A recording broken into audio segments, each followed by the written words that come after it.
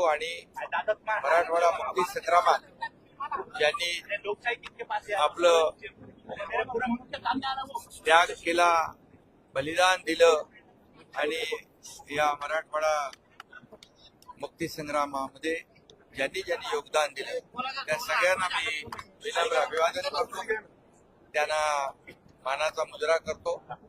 आणि आज खरं म्हणजे मराठवाडा मुक्ती संग्राम दिन या मराठवाड्यामध्ये आपण सर्वजण एकत्र येऊन या ठिकाणी तो साजरा करत असतो. आणि त्याचे पार्श्वभूमी लक्षात घेता गेल्या वर्षी आम्ही इथं कॅबिनेट बैठक घेतली होती. जवळपास 45,000 कोटी रुपयांची कामं त्यावेळेस त्याची घोषणा झाली होती. मी माझ्या भाषणामध्ये मनोगतामध्ये सांगितलेलं आहे, जवळपास त्यापैकी 29,000 कोटी रुपयांची कामं मार्गी आम्ही लावली आणि जी बाकी आहे ती उर्वरित ती पूर्णपणे प्रक्रियेमध्ये आहेत आणि ती देखील पूर्ण होती. मराठवाडा दुष्काळ मुक्त करणं, मराठवाड्याचा दुष्काळवाडा हा जो काही लागलेला शब्द आहे त्याच्या मागे हा पुसून टाकणं हे सरकारचं काम आहे. आणि म्हणून पश्चिमी वाहिन्यातून समुद्राकडे वाहून जाणारं पाणी आपण गोदावरीच्या खोऱ्यातून मराठवाड्याला देण्याचा मोठा निर्णय घेतलाय. मराठवाडा वॉटर ग्रीड हे अगोदर युती सरकारमध्ये देवेंद्रजी मुख्यमंत्री असताना तो प्रकल्प सुरू केला होता, परंतु मधल्या काळामध्ये तो बंद पडला होता. तो आम्ही पुन्हा त्याला चालना दिलेली आहे आणि जवळपास 15,000 कोटी रुपये त्याला खर्च आवश्यक आहे. आणि म्हणून मराठवाड्याचा दुष्काळ मुक्त करणे आणि मराठवाड्याच्या अनेक ज्या काही योजना मी मगाशी माझ्या भाषणामध्ये सांगितलेल्या आहेत त्यासाठी सरकार कुठेही मागे पडणार नाही. सरकार मराठवाड्यातल्या जनतेच्या पाठीशी आहे. त्यामुळे मी आपल्याला एवढंच सांगतो की ज्या युद्ध पातळीने 2 वर्षामध्ये 2.25 वर्षामध्ये आज आम्ही निर्णय घेतले मराठवाड्याच्या विकासासाठी, त्याचबरोबर राज्यातल्या जनतेच्या विकासासाठी. आज आपण पाहिलं की नागपूर मुंबई समृद्धी महामार्ग तो कंप्लीट झाला. सरकार 2 वर्ष झाली, परंतु या कमी कालावधीमध्ये अशी मोठी कामं केली. आज इंडस्ट्री या ठिकाणी येते की टाटा किर्लोस्कर सारखे, टेस्ला सारख्या मोठ्या कंपन्या या ठिकाणी येत आहेत. या मराठवाड्यातल्या तरुणांना रोजगार देण्याचं काम आपण करतोय आणि मराठवाड्याला मोठ्या प्रमाणावर या ठिकाणी त्यांच्या अनेक मागण्या आहेत. उद्योगामध्ये IT पार्क आणणं, उद्योगामध्ये नवीन जे काय इलेक्ट्रिक व्हेकल त्याचे प्रकल्प आणणं, या सगळ्या जे काही प्रकल्प आहेत, सोलरचे प्रकल्प आणणं, यासाठी सरकार कटिबद्ध आहे. आणि म्हणून मोठ्या प्रमाणावर इन्व्हेस्टमेंट मराठवाड्यात देखील होते. एकूण इन्व्हेस्टमेंटच्या 52% इन्व्हेस्टमेंट आपल्या राज्यामध्ये आहे. देशाच्या एकूण परदेशी गुंतवणुकीच्या 52% आपल्या राज्याची इन्व्हेस्टमेंट आहे. ही मोठी गोष्ट आहे. आपलं राज्य GDP पुढे आहे, आपलं राज्य इन्फ्रास्ट्रक्चरमध्ये पुढे आहे आणि आपलं राज्याला स्वच्छतेचा नंबर 1 मिळाला. आणि म्हणून मराठवाड्यामध्ये देखील आज मुख्यमंत्री माझी लाडकी बहीण योजना आपण केली, त्याचा फायदा माझ्या गरीब बहिणींना मिळेल. मुख्यमंत्री युवा प्रशिक्षण योजना केली. आता जवळपास मला इथे तरुण भेटले, त्यांना अपॉइंटमेंट लेटर दिलेले आहे, त्यांना 8,000 10,000 रुपये महिन्याला मिळणार आहे.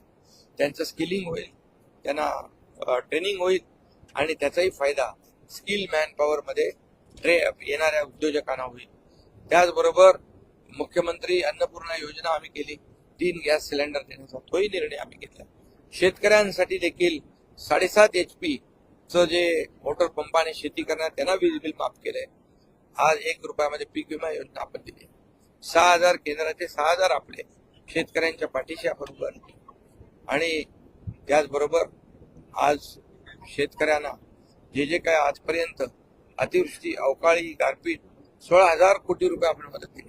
त्यामध्ये नियम निकष सगळे बाजूला ठेवले आणि एकूण सगळ्या योजनांमध्ये शेतकऱ्यांसाठी 45,000 कोटी रुपयाचं आपण त्यांना मान्यता दिली, त्याचा त्यांना फायदा होतो. आणि म्हणून मराठवाड्यामध्ये जे आज अनेक देखील ज्या कारखाने आहेत त्यांच्याशी बरोबर आपण MOU साईन करतोय. जर्मनी सारख्या देशाशी आपला MOU साईन झालाय आणि या मराठवाड्यातल्या युवकांना, युवतींना याचा फायदा कसा होईल याचा आपला प्रयत्न आहे. मुलींना हायर एज्युकेशन, उच्च शिक्षण 12वी नंतरचं देण्याचा देखील आपण निर्णय घेतलाय. हा ऐतिहासिक निर्णय, याचा देखील मराठवाड्यातल्या मुलींना फायदा होतो. आणि म्हणून एकंदर हे राज्य जे आहे हे राज्य सर्वसामान्यांचा उत्कर्ष करणारं राज्य, सर्वसामान्यांच्या आयुष्यामध्ये चांगले दिवस आणणारं राज्य. आणि म्हणून एकीकडे डेव्हलपमेंट म्हणजे विकास, दुसरीकडे उद्योग आणणे आणि तिसरीकडे कल्याणकारी योजना याची सांगड घालण्याचा आम्ही प्रयत्न केलेला आहे. त्यामुळे मला वाटतं आज आपल्यालाही माहित आहे की मुख्यमंत्री माझी लाडकी बहीण योजना अतिशय यशस्वी झाली आहे. आतापर्यंतच्या इतर राज्यामध्ये 1,59,00,000 माझ्या बहिणींना खात्यामध्ये डायरेक्ट पैसे गेलेले आहेत 3,000 प्रमाणे. आता आमच्या समोर 40 ते 50 लाख अजून माझ्या बहिणींचे अर्ज आहेत आणि 2.5 कोटीचं टार्गेट आमचं आहे. 30 सप्टेंबर पर्यंत याला आपण मुदतवाढ दिलेली आहे. त्यामुळे सगळ्या योजना ज्या आहेत अगदी मुलगी जन्माला आल्यापासून लेक लाडकी लखपती योजना, जन्माला आल्यापासून तिचं उच्च शिक्षण होईपर्यंत, लाडक्या बहिणीपासून लाडक्या भावापर्यंत, लाडक्या शेतकऱ्यापासून लाडक्या ज्येष्ठापर्यंत सगळं जे आहे एक इकोसिस्टीम सरकारने तयार केले आणि त्या प्रत्येक कुटुंबाला काही ना काही सरकारमधून लाभ मिळणार आणि त्याच्या जीवनामध्ये आनंद समाधान. सेमीकंडक्टर शुभारंभ प्रकल्पाचा होतोय उद्या. सेमीकंडक्टर देखील आपण सुरू करतोय. त्याचबरोबर केंद्र सरकारने पण आयुष्यमान भारत ही योजना सुरू केली आहे. केंद्र सरकारने देखील आपल्या प्रकल्पांना मदत केलेली आहे आणि म्हणून हे जे आपण म्हणालात की आज खरं म्हणजे आदरणीय प्रधानमंत्री महोदयांचा वाढदिवस आहे. या वाढदिवसाच्या देखील मी त्यांना शुभेच्छा देतो. खरं म्हणजे गेल्या 10 वर्षामध्ये त्यांनी या देशात केलेलं काम, या देशाला आर्थिक उंचीवर नेण्याचं काम, देशभरामध्ये जगभरामध्ये आपल्या देशाचं नाव लौकिक वाढवण्याचं काम केलंय. आणि जर आपण कामाची यादी मी आता बोलू इच्छित नाही, परंतु जे 50-60 वर्षामध्ये जे झालं नाही ते या 10 वर्षामध्ये मागचं झालेलं आहे. आणि त्यामुळे केंद्र आणि राज्य सरकार मिळून या राज्याचा विकास आपण करतोय. अनेक मेट्रोला आपण केंद्राने अनुदान दिलंय. आता मराठवाडा वॉटर ग्रीड असेल, त्याचबरोबर सोयाबीन आणि कापूस आणि कांदा यासाठी देखील आपण निर्णय घेतलाय. सोयाबीन आणि कापूस 5,000 रुपये हेक्टरी आपण त्यांना देण्याचा निर्णय घेतलाय. आणि म्हणून हे सगळं जे आहे शेतकऱ्यांच्या हिताचे जे जे काही निर्णय आहेत ते आपलं सरकार घेणार आहे. आणि दुसरी गोष्ट, आज यावर्षी पाऊस चांगला पडलेला आहे, सगळीकडे समृद्धी आहे, शेतकरी आनंदित आहेत, पिकं चांगली यावीत आणि शेतकऱ्यांचा आनंद डबल व्हावा. कारण जेव्हा सोयाबीन आणि कापूस मार्केटमध्ये येईल त्यावेळी त्याला भाव चांगला मिळालेला आहे. कांदे पिकवणारा कांदा उत्पादक शेतकरी याला देखील न्याय देण्याचं काम आम्ही करू. हैदराबाद गॅजेट लागू करणं आणि सगळ्या सोयऱ्याचा चेअर यामुळे मराठा आरक्षणाचा गुंता या बाबतीमध्ये देखील आमचं काम सुरू आहे. जे आम्ही बोलतो ते करतो. आमची भूमिका डबल भूमिका नाही, दुटप्पी भूमिका सरकारने कधीच घेतली नाही. सुरुवातीला जस्टिस शिंदे कमिटी केली, कुणबी प्रमाणपत्र मिळत नव्हते, आज कुणबी प्रमाणपत्र मिळू लागले. हे एक मोठं यश आहे. त्याचबरोबर आम्ही म्हणालो मराठा समाजाला आरक्षण, इतर समाजाचं ओबीसीचं कुठलाही धक्का न लावता आम्ही देणार. विशेष अधिवेशन घेतलं, 10% आरक्षण आम्ही दिलं कोर्टामध्ये. आज कोण त्याच्या विरोधामध्ये गेलंय आपण तपासून बघा. त्यामुळे हे जे काही सगळे सोयरे विषय आहे, गॅजेटचा विषय, याच्यावर justice Shinde committee, Sukri committee ही काम करते आहे. काही आक्षेप आलेले आहे आणि त्याच्यावर जे आम्ही कुठल्याही परिस्थितीमध्ये कुणालाही आम्ही फसवणार नाही, कुणाची दिशाभूल करणार नाही, कोटात एक आम्ही करणार नाही. दिलेला शब्द आम्ही पाळणार आहे. आणि म्हणून जे देऊ ते कायद्याच्या चौकटीत बसणार, कायद्यावर टिकणार जे लाभ आहे ते आम्ही देऊ. आणि तुम्हाला मी सांगतो, मी मुख्यमंत्री झाल्यापासून आपण पहा 5,000 मराठा समाजाच्या मुलांना अधिसंख्य पदक देऊन आपण नोकरीला लावलं, सारथीचं वाढवलं, व्याप्ती वाढवली. अण्णासाहेब पाटील मधून आर्थिक विकास 1 लाख लोकांना आपण बिनव्याजी कर्ज दिलं. हे सगळं जे आहे ते मराठा समाजाला न्याय देण्यासाठी आपण करतोय. आणि माझं आव्हान आणि विनंती आहे की सरकारने एवढं केल्यानंतर, सहकार्याची भूमिका घेतल्यानंतर मराठा समाजाने देखील या ठिकाणी सहकार्याची भूमिका घेतली पाहिजे. ज्यांनी आतापर्यंत काहीच दिलं नाही ज्यांच्या हातात संधी होती 94 असेल, इतर वेळेला देखील असेल, पण त्यांनी न देता फक्त मराठा समाजाचा वापर करून घेतला. त्यांना पण आपण काही जाब विचारणार की नाही. आणि म्हणून त्यांची देखील भूमिका स्पष्ट असली पाहिजे. आणि म्हणून आमची भूमिका स्पष्ट आहे, मराठा समाजाला न्याय देण्याची, इतर समाजावर कुठले अन्याय न करता. पीक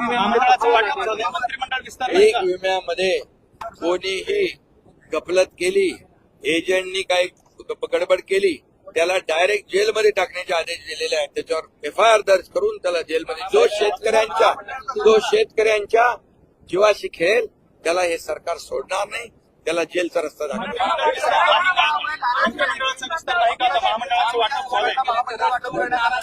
सगळ्यांना महामंडळ जे आहेत त्या आपल्या आपल्या याच्याप्रमाणे, महायुतीमध्ये कुठलाही काही संघर्ष नाही, समन्वयाने आम्ही निर्णय घेतलोय. काळजी करू नका. यामध्ये तुम्हाला एवढंच सांगतो, जे एवढं केलंय, एकीकडे विकास, दुसरीकडे उद्योग, तिसरीकडे कल्याणकारी योजना, माझ्या लाडक्या बहिणी ज्या आहेत या आणि माझे लाडके भाऊ ज्या योजनेमध्ये खोडा घालणार आहे ना, चांगला जोडा दाखवतील, पक्का जोडा दाखवतील. आणि तुम्हाला मी सांग,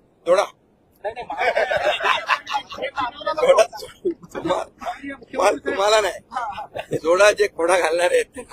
आणि म्हणून अरे तुम्ही कोर्टात जाता रद्द व्हावी म्हणून, तुम्ही त्या योजनेला बदनाम करता, महिलांना विकत घेता, महिलांना काय आपलं लाच देता, आम्हीच दाखवता. अशा प्रकारच्या माझ्या लाडक्या बहिणींचा अपमान करताना थोडी जनाची नाही मनाची तरी वाटली पाहिजे. म्हणून माझ्या लाडक्या बहिणी, लाडके भाऊ आणि लाडके शेतकरी सगळे व्यवस्थित अगदी लक्ष ठेवून जागा वाटपाचं देखील काम सुरू आहे, बोलणं सुरू आहे, समन्वयाने सुरू आहे. चिंता करू नका, सगळे समन्वयाने महायुतीचे बोलणी सुरू आहेत. आणि महायुती, मी आपल्याला सांगतो की जे आम्ही काम केलेलं आहे या कामाच्या पोचपावतीवर आणि विरोधकांनी केलेल्या विरोधावर आणि त्याचबरोबर 2.5 वर्षात विरोधकांनी केलेलं काम, महाविकास आघाडीचं काम आणि 2 वर्षातलं महायुतीचं काम याची तुलना करून या ठिकाणी आतापर्यंत एवढे निर्णय कधी इतिहासात घेतले नव्हते. या कामाची पोचपावती आम्हाला येणाऱ्या विधानसभेच्या निवडणुकीत जनता जनार्दन देईल आणि महायुती पुन्हा या राज्यामध्ये सत्तेमध्ये